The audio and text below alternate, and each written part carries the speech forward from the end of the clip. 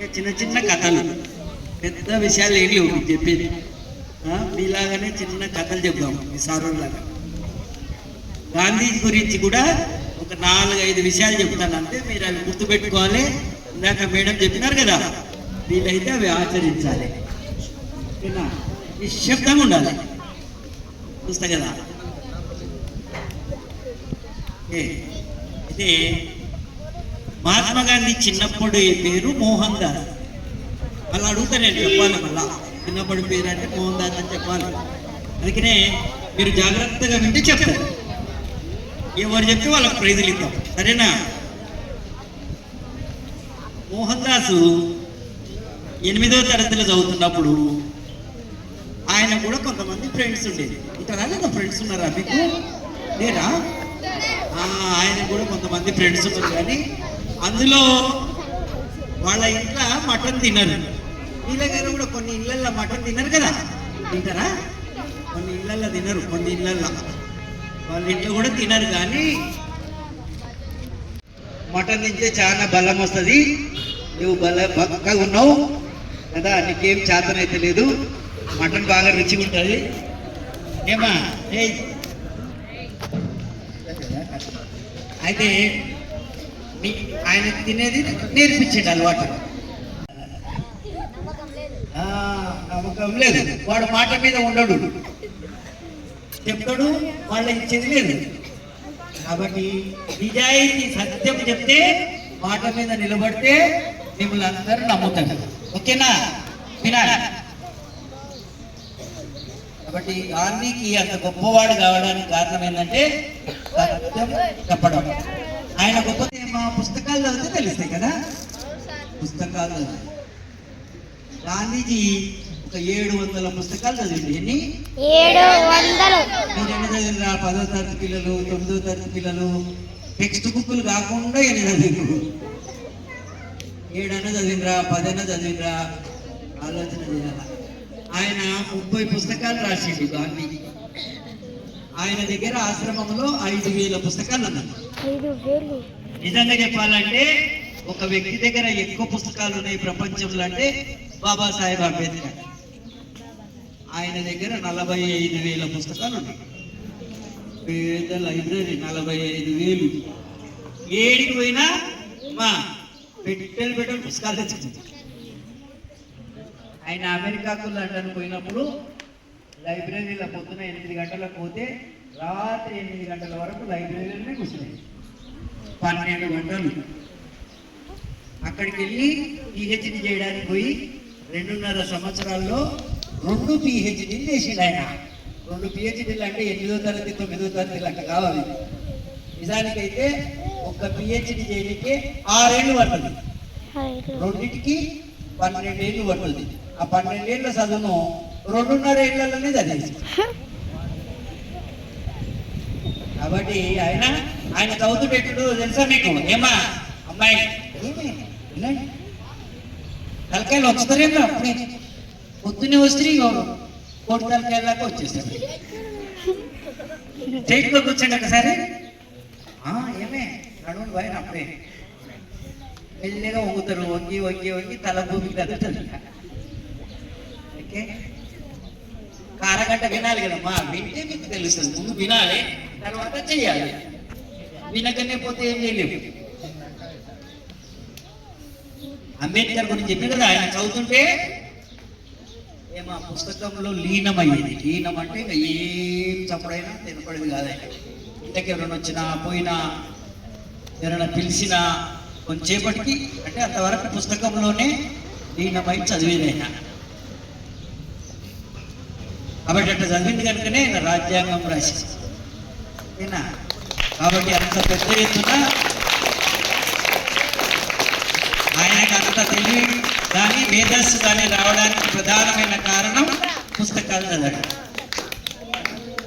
నిజంగా చెప్పాలంటే ఇది ఒక్క మాట చెప్తామని పాదయాత్ర చేస్తున్నాడు. నిజంగా నేను తిరుగుతా ఉంటే నాకేమనిపించిందంటే, మీ అందరిలో కొంతమంది చేతనన్నా కొన్ని పుస్తకాలు చదివిపిస్తే పాదయాత్ర నాది విజయవంతమైనట్టే. ఓకేనా? కాబట్టి ఇక్కడ ఉన్న పిల్లలు తప్పకుండా మీ సార్లను అడిగి పుస్తకాలు చదివే అలవాటు రావాలి. ప్రతిరోజు తప్పకుండా ఒక 10 పేజీలు చదవాలి. ఎన్ని? 10 పేజీలు. 10 పేజీలు అంటే ఒక చిన్న పుస్తకం, ఉదాహరణకు ఒక 70 పేజీల పుస్తకం. చిన్న చిన్న పుస్తకాలు, జీవిత చరిత్రలు, ఆత్మకథలు, ఇలాగ చెప్పిన కదా. అంబేద్కర్, గాంధీ, వల్లభాయ్ పటేల్, నేతాజీ, భగత్ సింగ్, మదర్ తెరెసా, అబ్దుల్ కలాం, ఇలా చెప్తే వందల కొద్దిగో సార్ దగ్గర కూడా ఇంతకుముందు చూపించిండు పుస్తకాలు. అక్కడ పుస్తకాలన్నీ చదవాలి. ఆడబెడితే ఎట్లా కదా, మీరు ఒక్కొక్కటి తీసుకొని దాని మీద చదివి మాట్లాడాలి. కాబట్టి తప్పకుండా ప్రతిరోజు 10 పేజీలు చదివితే, ఒక్క పేజీ చదవడానికి చిన్నపిల్లలకైతే 3 నిమిషాలు పడుతుంది అంతే. 3 నిమిషాల్లో ఒక పేజీ చదవచ్చు మనం ఎవరైనా. ఒక అరగంటలో 10 పేజీలు చదవచ్చు. అంటే రోజులో ఒక్క అరగంట చదివితే 24 గంటల్లో ఒక అర్ధ గంట అడిగిన మనం. అర్ధ గంటలో ఓ 10 పేజీలు చదివితే 7 రోజుల్లోనే ఒక పుస్తకం అయిపోతుంది కదమ్మా. వారానికి ఒక పుస్తకం అంటే సంవత్సరానికి 50, 2 ఏళ్లలో 100 పుస్తకాలు అయిపోతాయి. నిజంగా చెప్పాలంటే మీరు ఒక 100 పుస్తకాలు 2 ఏళ్లలో చదివితే మీ స్పీడు ప్రస్తుతం పేజీకి 3 నిమిషాలు పట్టిండే కదా, అప్పుడు 2 నిమిషాలు పడుతుంది. మీరు పుస్తకాలు ఎక్కువ చదివే కొద్దీ 1 నిమిషం పడుతుంది, లాస్ట్కు అర నిమిషం. చూస్తే పుస్తకంలో ఉన్నదంతా తెలిసింది. అట్లా వివేకానందానికి తెలిసేది. ఆయన దగ్గర స్కానింగ్ అన్నాడు. బ్రెయిన్ ఎంత షార్ప్ అంటే ఇట్లా పెట్టాలి ఆయన ముందు. ఒకవేళ ఒక పేజీ తీయమంటాడు, మళ్ళా అంతే చదివేస్తాడు. అంత స్పీడ్గా కూడా వీళ్ళు కూడా చదవగలుగుతారు. కానీ షరత్ ఏంది? రోజు 10 పేజీలు చదవాలి. నిజంగా అట్లా మీరు చదివితే ఒక 300, 400 పుస్తకాలు ఒక 5-6 ఏళ్ళు చదివినాక మంచి ఉద్యోగాలు వద్దంటే. ఈ క్లాస్ పుస్తకాలు అయితే ఒక రోజు చదువుతుంది, ఒకటే రోజు. ఎందుకంటే మీరు అన్ని పుస్తకాలు రోజు చదివే అలవాటు ఉంది కాబట్టి ఈ సోషల్ స్టడీస్, ఇంగ్లీషు, తెలుగు అయితే ఇట్లా తిప్పితే బఠానీలాగా తిప్పుతారు. అయినా అటు ప్రతిరోజు 10 పేజీలు తప్పకుండా చదవాలి. పుస్తకాలు చదివితే మీకు ధైర్యం వస్తుంది. వాళ్ళ పుస్తకాలు చదివితే చిన్నప్పటి నుంచి వాళ్ళ అలవాట్లు ఎట్లున్నారు చిన్నప్పుడు. ఇప్పుడు ఇందాక గాంధీ గురించి కొంచెం చెప్పారు కదా, అట్లనే లాల్ బహదూర్ ఎట్లున్నాడు, నేతాజీ ఎట్లున్నాడు, అంబేద్కర్ ఎట్లున్నాడు, సర్దార్ పటేల్. అంటే వీళ్ళందరూ చిన్నప్పటి నుంచి ఎట్లెట్లా చదువుకున్నారు, ఎట్లెట్లా పైకి వచ్చిండ్రు అన్ని ఆ పుస్తకాలు ఉంటాయి. కాబట్టి మీరు అవన్నీ చదివితే మీకు కూడా తెలుస్తుంది. నేను అర్థమైందా? వాటి పుస్తకం చదివితే మీకు నాలెడ్జ్ పెరుగుతుంది. అంతేనా? నాలెడ్జ్, జ్ఞానం ఉంటే వాళ్ళందరూ గౌరవిస్తారు. ఎవరన్నా డబ్బులుంటే గౌరవం ఉండదు, పెద్ద పైల్వాన్ల లాకుంటే గౌరవం ఉండదు కదా. మీరు జ్ఞానం ఉంది మీ దగ్గర, నాలెడ్జ్ ఉంటే ప్రతి ఒక్కరూ రెస్పెక్ట్ చేస్తారు. అంతేకాకుండా మంచి విలువ ఇస్తారు మీకు. వాటి పుస్తకాలు చదవడం అనేది తప్పకుండా మనం అందరం. అమ్మాయిలు, పెద్ద పిల్లలు వినండి, ఇక్కడ పోతారు. 3వది అతి ముఖ్యమైనది మౌనం. అదే చెప్పదలుచుకోండి. నేను చెప్పిన 4 మీరు ఏ 2 ఫాలో అయినా చాలు, గొప్ప వాళ్ళు అయితే. ప్రతిరోజు చేయాలి. ఇంకొకటి ఏం చెప్తున్నా, మౌనం. అందరూ ఒకసారి వాళ్ళ నిటారు కూర్చోండి. మౌనం అంటే మాట్లాడేది లేదు. ఇది మెయింటైన్ చేయాలి ప్రతిరోజు. ఉదయం ఒక 10 నిమిషాలు, సాయంత్రం ఒక 10 నిమిషాలు. ఎప్పుడు టైం వచ్చినా ఒక 10 నిమిషాలు కామ్గా ఉండాలి. కామ్గా ఏం చేయకూడదు, మాట్లాడదు. మౌనంగా ఉంటే చాలా శక్తి వస్తుందమ్మా. మాట్లాడితే శక్తి పోతుంది. గాంధీజీ నెలలో 2 రోజులు మౌనంగా ఉండేవాడు. 2 రోజులు ఏకాదశి రథాల్లాగా 2 రోజులు మాట్లాడేది లేదు ఆయన. మాట్లాడాడు. మీకు చాలా మందిని మనం చూస్తాం. ఉదాహరణ గౌతమ బుద్ధుడు. ఎక్కడన్నా మీరు ఆ పిక్చర్ చూస్తే, బొమ్మ చూస్తే గౌతమ బుద్ధుడు, వివేకానందుడు, రామకృష్ణ పరమహంస కదా, పరమశివుడు, ఆంజనేయ స్వామి, ఇట్లా కొంతమంది ఉంటారు కదా. ఎట్లుంటారు? ధ్యానంలో ఉంటారు. వాళ్ళందరూ ఎట్లుంటారయ్యా? ధ్యానంలో ఉంటారు. అంత శక్తి వాళ్ళకు వచ్చిందంటే మౌనంగా ఉండాలి. అటు పిల్లలంతా కూడా ముఖ్యంగా విద్యార్థులు మౌనం అనేది పాటించాలి. ఎప్పుడు టైం దొరికితే అప్పుడు కాము ఉండాలి, అంతే. ఓకేనా? ఆ పని చేస్తే చాలు. ఇంకొకటి ముఖ్యమైన విషయం, మనకు 2 చెవులు 1 నోరు ఉంది, అంతేనా? ఎవరికన్నా 2 నోర్లు 1 చెవు ఉంది? అందరికి కూడా 2 చెవులు ఉన్నాయి, 1 నోరు ఉంది. దాని అర్థం ఏందో తెలిసిన, తక్కువ మాట్లాడాలి, ఎక్కువ వినాలి అని దాని అర్థం. మనమేమో ఎక్కువ మాట్లాడతాం, తక్కువ వింటాం. అసలు చెప్పింది విననే వినం. కాబట్టి మంచి విద్యార్థి మీ క్లాస్ రూమ్ లో టాప్ మార్కులు రావాలంటే మొట్టమొదటి ఇందాక మౌనం చెప్పిన కదా, రెండవది ఎక్కువ వినాలి, శ్రద్ధగా వినాలి. ఎంత శ్రద్ధగా అంటే ఏమా ఇదైతే ఇసుక ఉంది, కానీ మనం ఎక్కడన్నా బండల మీద కూర్చుంటే పిన్ డ్రాప్ సైలెన్స్ అంటారు కదా. పిన్ డ్రాప్ అంటే గుండుసుది కింద పడితే ఆ శబ్దం మనకి వినబడాలి. ఎంత చిన్నగా ఉంటుంది ఆ శబ్దం, అంత కాపు ఉండాలి. కాబట్టి గాంధీజీ మిత భాష అంటారు. మిత అంటే తక్కువ మాట్లాడతారు. రే పిల్లలు, మీకు అవసరం ఉంటే మాట్లాడాలి, అవసరం ఉన్నంత మాట్లాడాలి. ఎక్కువ మాట్లాడితే ఎక్కువ గొడవలు వస్తాయి, అనవసరమైన విషయాలు వస్తాయి. మీరు అన్ని మసాలాలు కలిసి చెప్తుంటారు. కాబట్టి విద్యార్థులుగా మొట్టమొదటి మీరు చేయాల్సిన పనేమో వినాలి. ఎందుకంటే నేను చూస్తా ఉన్నా, అట్లా పాదయాత్రకు వస్తుంటే చాలా మంది పిల్లలు అంతకుముందు వేముల దగ్గర అనుకుంటా బుక్స్ అన్ని వేసుకొని టిఫిన్ అంటే లేనట్టు నేను బుక్స్ వేసుకొని నడుచుకుంటూ వస్తున్నారు అంతంత దూరం. మీరు కూడా చాలా పొద్దుగా లేచి తయారైపోయి పుస్తకాలన్నీ తీసుకొని ఏమా వస్తారు కదా. ఇక్కడికి వచ్చి క్లాసులో మాట్లాడితే ఏం లాభం? అదేదో ఇంటికాడ మాట్లాడచ్చు కదా. కాబట్టి మీరు పెద్ద పిల్లలు ఎవరైనా సరే 6వ తరగతి నుంచి 10వ తరగతి వరకు క్లాసులో ఏ టీచర్తోనా ఏ సబ్జెక్ట్ చెప్పినా మాట్లాడకండి అని అనిపించకూడదు. మనం మాట్లాడనే ఉంటుంది. క్లాస్ అంటే మాట్లాడాలి, మంచి అలవాటు. కాబట్టి తక్కువ మాట్లాడాలి, ఎక్కువ వినాలి, శ్రద్ధగా వినాలి. మీరు కనుక నిజంగా క్లాస్ రూమ్లో శ్రద్ధగా వింటే 60% మార్కులు గ్యారెంటీ, ఫస్ట్ క్లాస్ వస్తారు. ఎందుకంటే సార్ వాళ్ళు చెప్పినప్పుడే చాలా బాగా చెప్తారు, మళ్ళీ కుదరదు. అది క్లాస్ తీసుకుంటున్నప్పుడే వాళ్ళు బాగా చెప్పగలుగుతారు. కాబట్టి ఆ క్లాసులో మీరు మీ క్లాసులో టాప్ వస్తున్నారంటే ఒక్కటే వాళ్ళు చేసే పని శ్రద్ధగా వింటారు.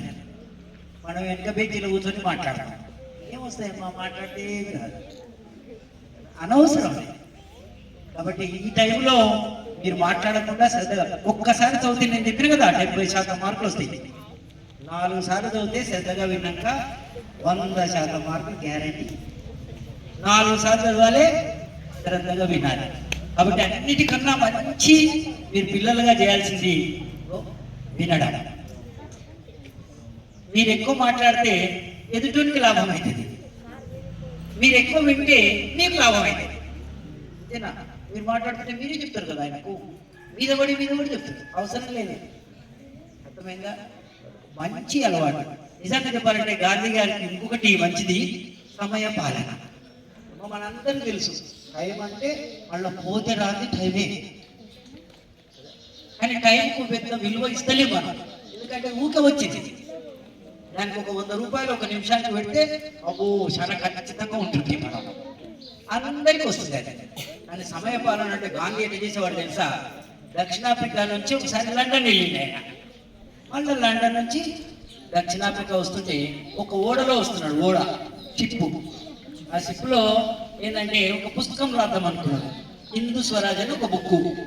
దాన్ని 130 పేజీలు ఉంటుంది, రోజు ఒక 5-6 పేజీలు రాద్దాంలే అనుకున్నాడు. ఫస్ట్ 5 వారం రోజులు మంచిగా రాసిండు, కానీ తర్వాత ఒక ఫ్రూట్స్ కట్ చేస్తుంటే, యాపిల్ కట్ చేస్తుంటే ఏలు తెగింది. ఏలు తెగడం వల్ల బ్యాండేజ్ చేసుకున్నాడు. ఒక 2-3 రోజులు బ్లీడింగ్ అవుతుంది, నొప్పిగా ఉంది, రోజులన్నీ గడిచిపోతున్నాయి. ఎట్లా చేద్దాం, టైం అయిపోయింది, నేను ఆ బుక్ రాయాలనుకున్నా కదా అని ఆయనకు ఆలోచన వచ్చింది.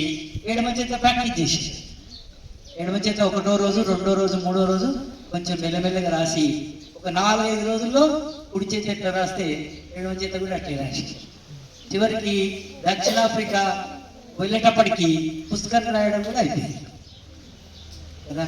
అనుకున్నాడు ఆయన, ఆ పని చేసి. కాబట్టి మనం కూడా ఒక పని అనుకుంటే ఏది ఏమైనా పని చేయాలి. ఇంకోసారి సబర్మతి ఆశ్రమంలో ఉంటాడు ఆయన. దగ్గరలో ఒక ఆయన పూజా కార్యక్రమం చేస్తున్నాడు, ప్రార్థన సమావేశం.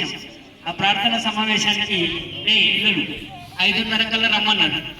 గాంధీజీకి 3 గంటలకు లేచి అలవాటు. ఓకేనా, లేచి అంతా తయారైనాడు. ఆయన కారు తీసుకొని వస్తాను, మీరు రెడీగా ఉండండి గాంధీజీ, నేను కారు తీసుకొని వస్తాను, మిమ్మల్ని తీసుకెళ్తాను. అయితే ఏమైంది, ఈయన 4 అయింది, 4:30 అయింది, 5 అయింది, 5:15 అయింది, ఇంకా రాలేదు. ఈయన బయటికి వెళ్ళి ఆశ్రమం గేట్ దగ్గర చూస్తే ఒక సైకిల్ ఉన్నది. ఆ సైకిల్ ఎక్కి ప్రార్థనా సమయానికి 5:30 కల్లా అక్కడికి పోయింది. అప్పుడు ఆయన వయసు 62. చల్ల చలి ఉన్నది, చలికాలం. అయినా సరే అనుకున్న టైంకి పోవాలి కాబట్టి సైకిల్ వేసుకొని వెళ్ళిపోయింది. కాబట్టి పెద్దవాళ్ళ గురించి మనం చదివితే వాళ్ళు టైం ప్రకారంగా చేస్తారు. అర్థమవుతుందా? ఒక్క నిమిషం కూడా టైం వేస్ట్ చేసేటోడు కాదు. ఆయన ఆశ్రమానికి చాలా మంది వచ్చేటోడు. ఆయన పని చేసుకుంటేనే మాట్లాడేటోడు. రాట్నం తిప్పేది, రోజు ఒక 5-6 గంటలు రాట్నం తిప్పేది. అంటే పత్తి నుంచి దారం వస్తుంది. ఆ దారం అనేది మగ్గాలలో పంపిస్తే మగ్గాల దగ్గర బట్టలు తయారవుతాయి. ఓకేనా, రోజు ఒక 5-6 గంటలు రాట్నం తిప్పుకుంటూ ఉండేది. ఎవరైనా వస్తే వాళ్ళతో మాట్లాడుతుండేది, రాట్నం తిప్పుతుండేది. ఆయన అన్ని పనులు చేసేది. ఆశ్రమంలో 30 ఎకరాల స్థలంలో పశువుల గడ్డి ఉండేది, ఆవులు ఉండేది, గేదెలు ఉండేది. అక్కడ కూరగాయలు పండించేది, అక్కడ పండ్ల తోటలు ఉండేది. ఆయనకు అన్నీ వస్తాయి. ఎక్కువగా పొద్దున లేచి మధ్యాహ్నం కానీ సాయంత్రం కానీ టైం దొరికితే టాయిలెట్ శుభ్రం చేసినాడు ఆయన. ఎందుకంటే వంటిల్లు ఎంత బాగుండాలనో టాయిలెట్లు కూడా అంత బాగుండాలి. పెద్దవాళ్ళు ఎప్పుడైనా ఆయన చేస్తే ఆయన చూసి చేస్తారు కదా. ఎప్పుడైనా అంత ఆయన దగ్గరికి గెస్ట్లు ఎవరైనా వస్తే ఆడ గేట్ కాడ వస్తుంటే చూసేటోడు, చూసి మెల్లగా పశువుల పాక దగ్గరికి పోయేటోడు. ఆయన అక్కడికి పోతే వాళ్ళు కూడా ఆయన వెంట పోతారు కదా, పోతే పశువులకు కట్టేసేటోడు. ఆ వచ్చిన వాళ్ళు కూడా పశువులకు కట్టేసేటోడు. మళ్ళీ మాట్లాడుకుంటా వాళ్ళ దగ్గరికి మళ్ళీ ఇక్కడి వరకు వచ్చేటోడు, నమస్కారం పెట్టాడు, మాట్లాడేది అయిపోయింది, పోమని పని అవుతుండే మాట్లాడుతుండే. అర్థమవుతుందా? బాగుందా ఇది? ఎవరితో వచ్చి కూర్చొని ముచ్చట పెట్టేది లేదు. ఆయన పని చేసుకుంటా ముచ్చట పెట్టాలి. కాబట్టి ప్రతి ఒక్కటి మీరు ఈ పుస్తకాలు చదివితే ప్రతి ఒక్కటి మీకు తెలుస్తాయి, బాగా నచ్చుతాయి. ఎవరికి ఒక విషయం చెప్పి ముగిస్తాను. ఇంకా గాంధీ గారికి నిమిషం లెక్క, పైసా లెక్క. డబ్బు విషయంలో కూడా చాలా పొదుపు. ఎంత ఖర్చు పెట్టాలనో అంతే ఖర్చు పెట్టేటోడు. అర్థమైందా? వాళ్ళ ఒకసారి మనవాడు పెన్సిల్ నాది అయిపోయింది రాయడం, చిన్నగా అయింది, పడేసిన, ఒక తాత ఒక పెన్సిల్ కొని అన్నాడట. అంటే నాకు పడేసిన పెన్సిల్ తీసుకురామన్నాడు. వాడు ఎక్కడో చిన్నగా ఉన్నది బయట ఎక్కడో ఇసుకలు పడేసినాడు. వెతికితే ఆఖరికి 1 గంట తర్వాత ఇంకా ఉన్నది పెన్సిల్ అని. వాళ్ళు వచ్చి తాత పెన్సిల్ ఇప్పి అంటే గాంధీ ఏమన్నాడంటే, ఇంకా 1 వారం రోజులు రాయించిన దీంతోన వారమైనా తెప్పిస్తాను. అర్థమైందా? కాబట్టి పైసా లెక్క ప్రతిరోజు రాత్రిపూట ఏం ఖర్చు పెట్టినాం అంతా రాసుకొని లెక్క చూసుకొని పండుకుంటాడు. వాటి పిల్లలు చిన్నప్పటి నుంచే డబ్బుకు కూడా విలువ తెలుసుకోవాలి. అనవసరంగా డబ్బులు ఖర్చు పెట్టుతుంది. గాంధీ గారు నిరాడంబరంగా ఉండేటోడు. ఏమో సింపుల్ డ్రెస్ ఆయన పంచే పూర్తిగట్ట ఆశ్రమంలో ఉండేటోడు. శాకాహారం తింటాడు. మనిషికి ఎంత కావాలనో అంతే. అది మనం నేర్చుకోవాలి. ఇప్పుడు చూస్తున్నాం పెళ్లిళ్ళు, పేరెంటాలు అన్ని పోతుంటే లక్షల రూపాయలు ఖర్చు అవుతున్నాయి కదా. ఓ ఫంక్షన్ హాల్లో కానీ, ఓ డీజేలని, వీడియోలని, భోజనాలని కదా, లక్షల రూపాయలు. మీరందరి చిన్నప్పటి నుంచి కనుక్కోవాలి. అంత డబ్బు ఖర్చు పెట్టిన అవసరం లేదు. మనం ఏం చేయాలా? అమ్మాయిలు వినాలి ముఖ్యంగా. అమ్మా ఎంత ఉంటే అంతే ఖర్చు పెట్టాలా. ఈ అమ్మ నాన్నలు ఎక్కువ సతాయించదు. ఓ ఇట్లా కావాలి అట్లా కావాలి, ఎవరినో చూసి మనం ఏదో అనంతరం మా కూలీని చూసి ఏదో నక్కవాత పెట్టుకున్నట్లని అట్లా ఉండొద్దు. మనం ఎవరో మా బామ్మడిది ఖర్చు పెట్టాడు, మా పెదనాయన ఖర్చు పెట్టాడు, మనం కూడా పెట్టాలని పెట్టొద్దు. మన దగ్గర ఉంటే పెట్టాలి, లేకపోతే మా దగ్గరే లేదు, మేము ఇంతకంటే ఎక్కువ ఖర్చు పెట్టలేమని చెప్పాలి. గొప్పలకు పోయి అప్పులు చేయదు. అర్థమైందా? 10 కోట్లు ఉన్నవాడు 2 కోట్లు 3 కోట్లు పెట్టి పెళ్లి చేస్తాడు. మన దగ్గర 5 లక్షలు కూడా ఉండవు, 20 లక్షలు 30 లక్షలు పెట్టి పెళ్లి చేస్తే అంటారు. నేను విన్నాను 2-3 దగ్గర, ఈ బిడ్డ పెళ్లి భలే బాగా చేసిన అంటారు. మటన్ పెట్టిండట, చికెన్ పెట్టిండు, ఐస్ క్రీమ్ పెట్టిండు, బాగా చేసిన బిడ్డ పెళ్లి అని మనతో నన్నిపోయినాక మరుసటి రోజు అప్పులోళ్ళు వస్తుంది. అంతేనా? అప్పులోళ్ళు వస్తారు లేదా? వాళ్ళందరూ వచ్చి పైసలు ఇస్తారు. కాబట్టి నేను చెప్పేది ఏంటంటే, ఎంత ఉంటే అంత ఖర్చు పెట్టాలి. లేని దాన్ని ఖర్చు పెట్టుకోవద్దు, ఇబ్బందులు పడకూడదు. మీ ఇంట్లో కూడా చెప్పాలి. వాటి డబ్బు విలువ కూడా చిన్నప్పటి నుంచే తెలుసుకోవాలి. సమయంలో కూడా చిన్నప్పటి నుంచి తెలుసుకోవాలి. అనవసరమైన డబ్బు ఎక్కడ కూడా ఖర్చు పెట్టద్దు అనేది చాలా ఇంపార్టెంట్. కాబట్టి డబ్బును పొదుపు చేయడం, తక్కువగా ఖర్చు పెట్టడం అనేది గాంధీ నుంచి నేర్చుకోవచ్చు. ఓకేనా? ప్రతి అంశం నేను ఏది తీసుకున్నా అన్ని ప్రకృతి గురించి చెప్పినాడు, పరిశుభ్రత గురించి చెప్పినాడు, మత సామరస్యం చెప్పినాడు, కుల మతాల గురించి చెప్పినాడు. అన్ని రకాలుగా మళ్ళీ ఆయన చెప్పినటువంటి అన్ని కనుక మనం పాటించగలిగితే చిన్నప్పటి నుంచి చాలా తప్పకుండా ప్రయోజనం వస్తుంది మనకు. ఓకేనా? ఈ విషయాలు చెప్తూ ముఖ్యంగా మీరు చెప్పిన చేస్తారా మీరంతా? ఏమన్నా అర్థమైందా? అర్థమైంది. నేను అర్థమైందని అనుకుంటున్నా. ఇంకా నేను సార్ చెప్పిన కదా, మీ సార్ ఇంకొక 500 కిలోమీటర్లు నడవాలమ్మా. ఇప్పటి వరకు ఒక 650 కిలోమీటర్లు నడిచినాం. ఓకే, 57 రోజులు అయితే ఇంకా 43 రోజులు వెళ్ళాలా. ఇట్లా వెళ్తూ వెళ్తూ మీలాగా పిల్లలతో మాట్లాడుకుంటా పోవాలనుకున్నా. ఇప్పటి వరకు సుమారుగా 20,000 మందితో మాట్లాడినా.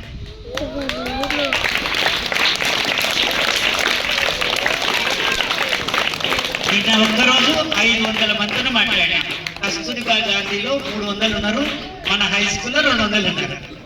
కాబట్టి నిజంగా కూడా ఇట్లా మాట్లాడిపోతే నాకు మంచి నిద్ర పడుతుంది. అయిందా? కాబట్టి పిల్లలు మీ తల్లిదండ్రులు ఎంతో కష్టపడుతున్నారు, మీరు అది గమనించాలి.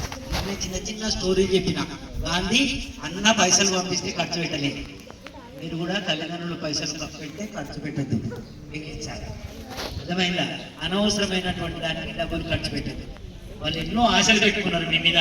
కాబట్టి తల్లిదండ్రులను మంచి పేరు తీసుకురావడానికి ప్రయత్నం చేయాలి. చేస్తారా పని?